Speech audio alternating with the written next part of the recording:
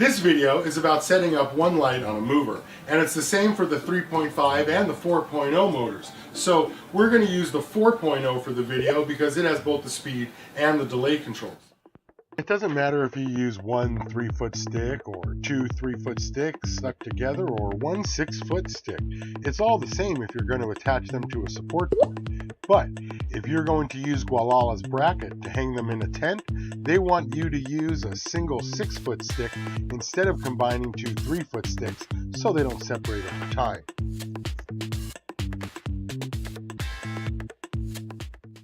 You can get the motor on or off the track by plugging it in and letting it run off the end. Or you can just squeeze it like this. That compacts the drive wheel spring and now it slides easily. If you want to slide it onto the track, just hold it like this. Wheel side up, squeeze the motor, and slide the narrow part of the track between the drive wheel and the trolley wheels until it's about halfway on, and then let go. The drive wheel spring is what holds the motor on the track and drives the motor forward. There are a few things you need to know about the safety stops too, but before we get into that, I want you to think about this. This is the spread, and it's super important that you understand what this picture means because you can't just put your light right on top of your plants or you'll end up with buds that look like these, or leaves that look like these with the tips and stripes from too much light. Because the number one problem growers have is too much light, and that's exactly why I ask so many questions about light on my No More Grow More Fat cards. Because if you think you're going to get 1,000-watt yields growing in a 4x4 space, you're crazy, and that's why I tell you, you got to move it or lose it. Because if you put a 600-watt LED over a 4x4 space, how are you ever going to get 1,000-watt yields? If you don't move it. Remember, it's always better if your plants are healthy. Healthy leaves can photosynthesize faster, and that's exactly why this picture is so important. Because if you put your light too close, you're never going to get what you think.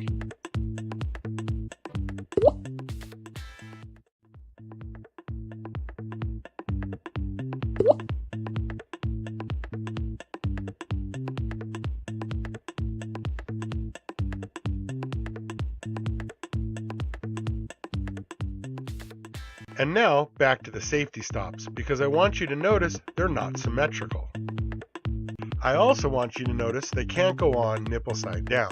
You gotta put them on nipple side up. But there's two ways to put them nipple side up too, right?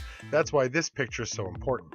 I want you to notice that the nipple side down is the best position to run into the stock.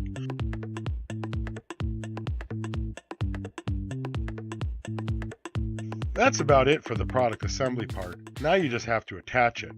If you're going to attach it to a ceiling in a room with a 3-foot rail, all you have to do is find two studs and attach your support board to them and then your rail to the support board. But if you're going any further or removing two lights, I would suggest you screw the board to the studs in at least 3 places. 4 would be better, especially if you're going to move 2 supersize hoods.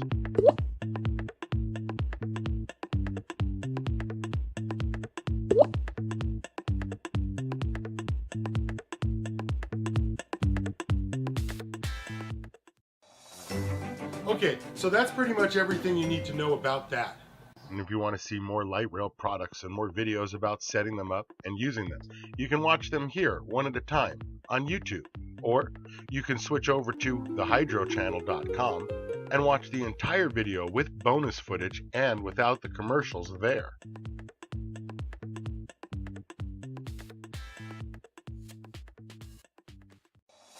Okay, I'm the Grow Boss. Thanks for watching my videos. And if you want to buy my books, you can find them on eBay, Amazon, at your local hydro store, or from my website, thegrowboss.com.